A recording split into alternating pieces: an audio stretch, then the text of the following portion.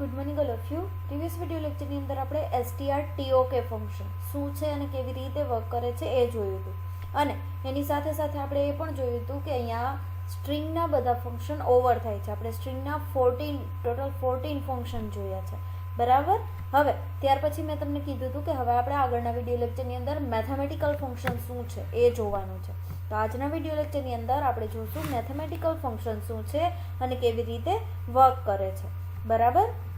તો mathematical function, C language contains many built-in function to perform different kind of mathematical operation. શું કહે છે કે જ્યારે તમે C લેંગ્વેજનો યુઝ કરો છો, C લેંગ્વેજની અંદર પ્રોગ્રામિંગ કરો છો, ત્યારે એમની અંદર ઘણા બધા એવા બિલ્ટ-ઇન ફંક્શન હશે કે જે તમને અલગ અલગ પ્રકારના મેથેમેટિકલ ઓપરેશન પરફોર્મ કરવામાં વર્ક કરતા હશે. મેથેમેટિકલ ફંક્શન પરફોર્મ કરવાની, મેથેમેટિકલ ઓપરેશન પરફોર્મ કરવાની ફેસિલિટી પ્રોવાઈડ કરે એવા ઘણા બધા બિલ્ટ-ઇન ફંક્શન C લેંગ્વેજ તમને પ્રોવાઈડ કરે છે.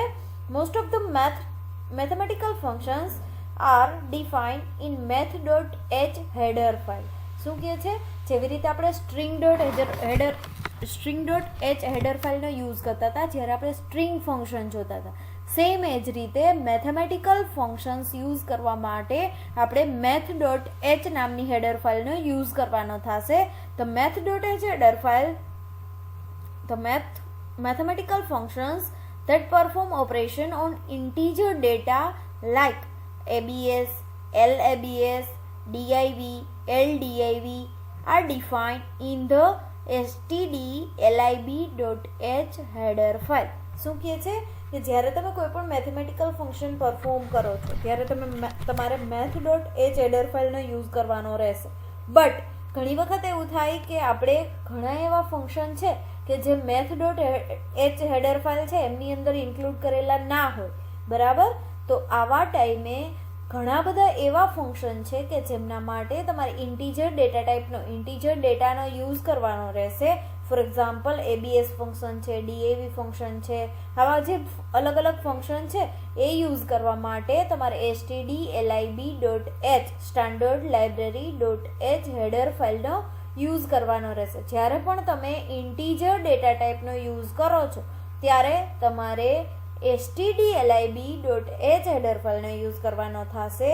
તમે ફ્લોટ ડેટા ટાઈપ છે, ડબલ ડેટા ટાઈપ છે, આવી કોઈ પણ ડેટા ટાઈપ જ્યારે યુઝ કરો છો ત્યારે તમારે એના માટે math.h ફંક્શન મીન્સ કે math.h હેડર ફાઇલનો યુઝ કરવાનો રહેશે. જ્યારે તમે મેથેમેટિકલ ફંક્શન યુઝ કરો છો ત્યારે તમારે બે અલગ અલગ હેડર ફાઇલ યુઝ કરવાની થશે. ઘણા બધા એવા ફંક્શન હશે જેમની અંદર તમારે math.h હેડર ફાઇલ યુઝ કરવી પડતી હશે, અને ઘણા બધા એવા ફંક્શન હશે કે જેમની અંદર તમારે સ્ટાન્ડર્ડ લાઇબ્રેરી.h હેડર ફાઇલનો યુઝ કરવાનો રહેશે, બરાબર. જો અહીંયા ફંક્શનનું લિસ્ટ આપ્યું છે તમે જોઈ શકો છો. C language allows following mathematical function, બરાબર, જેમની અંદર log, sin, cos, asin, cos, a10, cell, floor, div, exp, fabs, fmod, modf, pow, power and square root. કેટલા બધા ફંક્શન છે? 15 ડિફરન્ટ મેથેમેટિકલ ફંક્શન આપણે ભણવાના છે. આમાંથી ઘણા બધા એવા ફંક્શન હશે કે જે math.h નામની હેડર ફાઇલની અંદર ઇન્ક્લુડ કરેલા હશે, અને ઘણા બધા એવા ફંક્શન હશે કે જે stdlib.h હેડર ફાઇલની અંદર ઇન્ક્લુડ કરેલા હશે. આપણે જ્યારે એક ફંક્શનને બ્રીફમાં જોશું ત્યારે આપણે વધારે આઈડિયા આવશે કે કયું ફંક્શન છે એ કઈ હેડર ફાઇલની અંદર યુઝમાં આવશે, બરાબર.